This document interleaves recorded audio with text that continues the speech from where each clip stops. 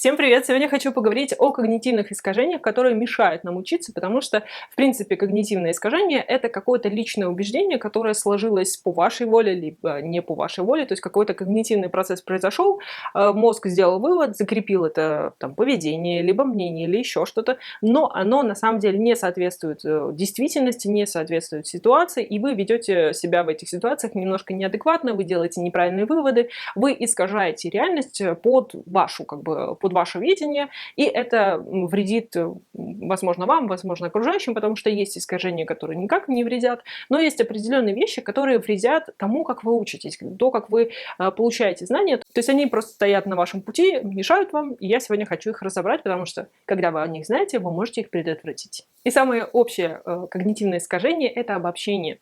В принципе, обобщение– это процесс очень полезный для нашего мозга, потому что мы находим что-то среднее, какие-то средние лица, средние ноги, какие-то средние цвета и так далее. Это помогает нам ориентироваться в мире, где много неизвестного, много нового, но наш мозг объединяет все это в группы, обобщает все эти вещи, и мы можем более-менее нормально существовать, потому что постоянно находиться в неизвестности это сложно, но когда вот мы разделили все на более-менее нормальные группы, такие знакомые группы, то мы находим все это в окружении и чувствуем себя комфортно. В плане обобщения в процессе обучения, я имею в виду, когда мы думаем о том, что вот если мы что-то выучили, то дальше нам тоже будет легко. То есть мы обобщаем процесс обучения, если у нас какой-то момент получился хорошо, или мы сдали какой-то один экзамен хорошо, и нам кажется, да, все будет хорошо, все остальные экзамены пройдут прекрасно. Или вам попался какой-то очень хороший, добродушный преподаватель, который закрывает глаза на какие-то ваши оплошности, на какие-то ваши списывания, и вам кажется, что вот все преподаватели такие. В обратную сторону тоже действуют, в том плане, что если у вас что-то не получилось, вам кажется, что все, вы вообще все это не сможете, вы это не выучите, это слишком сложно, это вообще не ваше и так далее. Если там преподаватель плохой попался, опять-таки, вам кажется, что все преподаватели плохие, все придираются, все ужасные. То есть мы обобщаем все эти процессы, и очень важный момент в обучении, что нам всегда кажется, что если какой-то метод сработал, то есть там определенным образом читать или задавать вопросы в определенной последовательности, в каком-то определенном предмете у вас сработал, вам кажется, все, я буду этим пользоваться постоянно, теперь это будет моя ведущая методика. Но методика, которая работает при одном типе материала, не обязательно работает с другим, с другой информацией, с другим типом информации. Поэтому вам всегда нужно себя останавливать, не нужно себя давать себе ложную надежду, что все будет хорошо, если какой-то маленький кусочек удался или не удался. Тут и в плюс, и в минус это все работает, то есть нужно постоянно себя останавливать и все-таки анализировать более глубоко ситуацию, либо информацию, а как лучше все-таки поступить. Не так, как привычно, шпаришь ты, читаешь, зубришь или еще что-то. Нужно все-таки остановиться и подумать о том, как все-таки это сделать лучше, или как себя исправить, как себя улучшить и так далее. То есть не поддаваться на вот эту волну обобщения, что как-то прокатит, прокатило же в прошлый раз, почему в этот раз не прокатит? Следующий момент– это не сколько когнитивное искажение, это такой эффект, который у нас теперь практически у каждого в мозгу есть, потому что мы все любим гуглить. То есть у нас появился, когда он развился, у нас в голове сформировался очень определенный паттерн у каждого из нас. У большинства людей, за каждого не буду отвечать, у большинства людей сформировался паттерн о том, что если у вас появляется мысль, я это могу найти в гугле, мы это не запоминаем. Просто эта информация сразу вылетает из нашей головы. Есть уже несколько исследований, которые подтверждают. Первое исследование, которое было на эту тему, оно все подтверждается и подтверждается и подтверждается. Факт того, что когда мы что-то читаем, смотрим, пытаемся выучить, но в какой-то момент у нас закрадывается мысль о том, что мне это не нужно читать, мне это не нужно учить, потому что когда оно мне пригодится, когда оно мне нужно будет, я это почитаю в гугле, я это найду, я это прочитаю, я об этом узнаю. И все, ваш мозг в этот момент перестает обрабатывать информацию, он перестает запоминать. Почему-то так происходит. То есть как только мы понимаем, что есть информация легко доступная в другом месте, все, как бы мы это не запоминаем. Это уже обозвали эффектом Гугла, и это действительно мешает нашей учебе, потому что это нас расслабляет, нам кажется, что ой, зачем это все учить? Можно же это все погуглить, зачем и как. Напоминаю, что знание — это не отдельные факты, это целая система. И для того, чтобы ее создать, вам нужно заполнить ее отдельными фактами, которые вы сами будете связывать, вы сами будете проводить аналогии, анализ, систематизацию всех этих знаний, и только тогда вы получите систему той информации, тех знаний, которые вам можно будет перенести на практику. Потому что когда у вас нету, когда у вас какие-то разрозненные, отрывочные знания и надежда на то, что когда у вас какая-то проблема, вы просто сможете ее погуглить, то на практике вы, скорее всего, облажаетесь, потому что на практике это не теория, вам придется применять весь спектр того, что вы знаете, это все как-то комбинировать, придумывать, подстраивать, выгадывать и так далее. То есть это такой более сложный процесс, поэтому если у вас не будет хватать кучи пазлов, которые вот вы подумали о том, что вы это погуглите, вы столкнетесь с большими проблемами, которые не факт, что есть в Гугле. Еще одно когнитивное искажение, которому мы все подвержены, это ценность собственного производства. То есть то, что мы создали сами, ментально, либо руками, мы всегда ценим больше. То есть были там эксперименты с ящиками, с какими-то идеями, с сочинениями. Всегда люди готовы были заплатить, готовы были что-то сделать больше за те материалы, за те предметы, которые они произвели сами. То есть не просто получили готовое, что-нибудь там немножечко дополнили и все, а которые они сделали с нуля. В обучении это работает так, что мы очень часто цепляемся за свою собственную мысль, какую-то идею.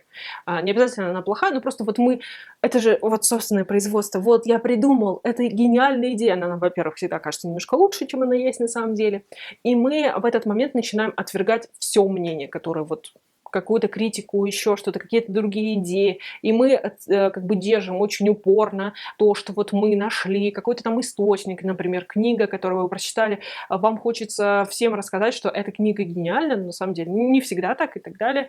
И вы не принимаете никакую стороннюю информацию. Вот здесь проблема начинается, что вы не принимаете критику, вы не принимаете фидбэк, потому что вам кажется, что вот именно это такая агрессивная критика. То есть вас хотят раздавить, вашу идею хотят поломать, а она же на самом деле такая прекрасная, замечательная, либо проект, который вы создали. То есть мы всегда немножко лучшего о ней мнения, и в этот момент, не стоит все-таки закрываться, нужно всегда более трезво к этому подходить. Да, это ваша идея, но она может быть с изъянами, и все-таки если вам дают хороший конструктивный фидбэк или предлагают лучшую идею, нужно переступить немножечко через себя, проанализировать ее и признать свои ошибки. Следующее, о чем я хочу поговорить, это предвзятость к информации.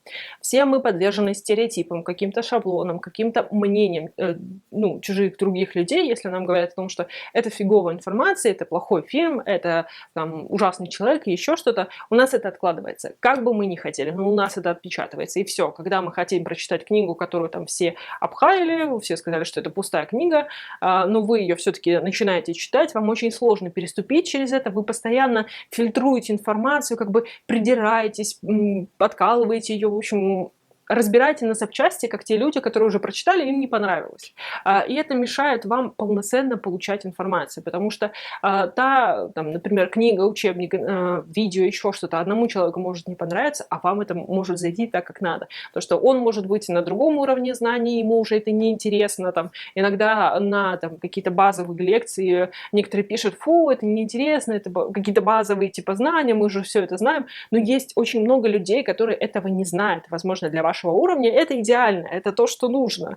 То есть есть очень много книг, которые написаны, например, слишком простым языком или наоборот слишком сложным. И просто человек не попал в свой уровень, и ему кажется, что это что-то такое.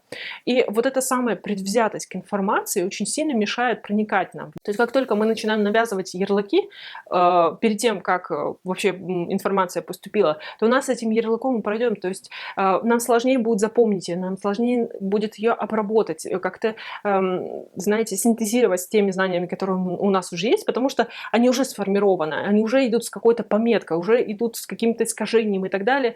То есть, когда вот вы садитесь получать информацию, вам нужно все-таки абстрагироваться от этого, как будто вот вы с чистого листа, вы ничего не знаете, ничего не слышали. Я в своем случае стараюсь вообще не смотреть предварительно комментарии, которые там под видео, чтобы это не портило мое мнение, иначе я буду очень сильно придираться к автору. А еще есть достаточно такое смешное когнитивное искажение, это ретроспективное искажение. То есть, когда уже произошло событие, нам все время кажется, я так и знал. Я вот так и знал, что так и получится. Но на самом деле в моменте вы ничего не знали. Просто когда это уже произошло, все пазлы сошлись, решение было принято или какие-то последствия уже произошли, нам кажется, что ну это же было так очевидно, почему я этого не заметил? Ну вот я так и знал, что так и получится. Это очень мешает саморефлексии, самоанализу. То есть когда нам кажется, что решение было очевидно, там, например, в какой-то задаче, в какой-то информации, в какой-то лекции, тест, еще что-то, ну вот применимо к обучению. То есть когда мы себе говорим, я так и знал, что так и получится. Вы не анализируете, что на самом деле произошло, что привело к тем последствиям, которые произошли, к той оценке, которую вы получили и так далее. Если вот вы для себя решаете, что вы так и знали, и вы такой молодец, то вы себя обрубаете очень большой пласт информации и пласт работы, которую вы могли бы сделать, потому что работа над своими ошибками – это самое лучшее вообще, ну, один из хороших, очень активных процессов в запоминании, в принципе, в обучении, потому что когда у вас уже есть сформированная какая-то информация, но потом выясняется, что часть из нее ошибочная, часть из них пропала и так далее, то вы начинаете это все разбирать, наслаивать, она гораздо лучше запомнится. То есть запоминается очень хорошо те вещи, которые вы, например, пытались решить, но решили ошибочно, а потом себя исправили. Это главное, ну, как бы, это очень важно, это главное, что вы себя исправили.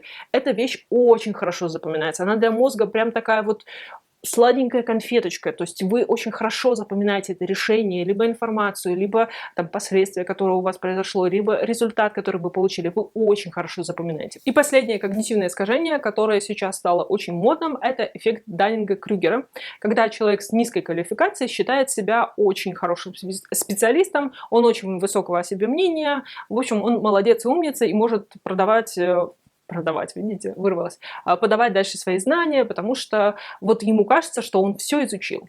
Но некоторые люди, как бы это как завышенное самомнение, на самом деле оно формируется из-за того, что когда у нас низкая квалификация, мы не можем себя полноценно оценить, то есть мы не можем оценить, где у нас ошибки, где мы были правы, где неправы. А как только мы начнем продвигаться, мы начинаем уже лучше анализировать, больше разбираться в этой теме, и вот те люди, которые больше знают, у которых высшая квалификация, они всегда о себе более худшего мнения, потому что они видят все свои ошибки, все свои погрешности, все свои неточности и так далее, потому что они постоянно анализируют, у них хватает квалификации для того, чтобы понимать, где они были неправы, где у них была ошибка, то есть они уже профессионально видят, то есть это уже такое, больше такое профессиональное искажение видения, когда вот вы чем-то занимаетесь, и вы видите людей, которые занимаются тем же самым, вы быстрее у них определяете ошибки и так далее. В общем, чем выше квалификация, тем хуже мнение о себе, тем выше к себе требования. Но чем ниже квалификация, тем мы лучше о себе мнение, тем нам веселее, задорнее, потому что мы не осознаем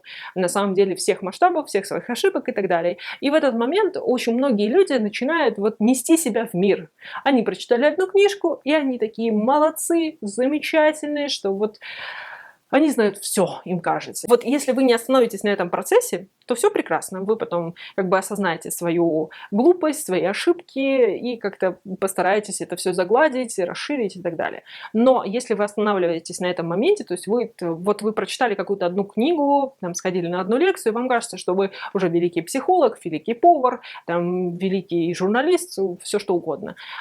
Вот это плохо. То есть вы, опять-таки, себя обрубаете на моменте самом интересном. То есть когда вы только начинаете всходить на Олимп вашей профессии, вашего направления, то есть вы еще в начале этого пути, вот главное не начать нести светлое в массы в этот момент, как некоторые там, например, прочитали книгу что магия утра, и все, теперь они гуру медитации, продуктивности и так далее, и несут это в массы, то это на самом деле путь в никуда, по сути. То есть вы не специалисты, это очень обманчиво, и сейчас, к сожалению, еще много таких людей. Надеюсь, вы не такие, надеюсь, вы хотите учиться, развиваться, как-то расширять свои знания, потому что это очень интересно, это дает массу ключей в жизни, и в вашей профессиональной, и в личной, и так далее. Я надеюсь, у вас все получится. Не попадайтесь на уловки своих когнитивных искажений. У вас все будет хорошо. Подписывайтесь, ставьте лайк и до следующих видео. Пока-пока.